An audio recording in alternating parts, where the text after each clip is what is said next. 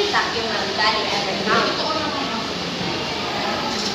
Who is he, Grandma? Why frozen man?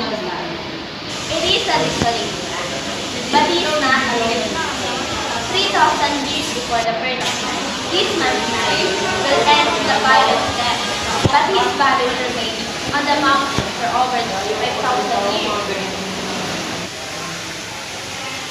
Kailangan natin discover na Yes. So, on September 19, two hikers climbing in the Italian Alps. Runners of the trail and stumbled across a gruesome sight. The hands and shoulders of a man emerging from the ice. They cut off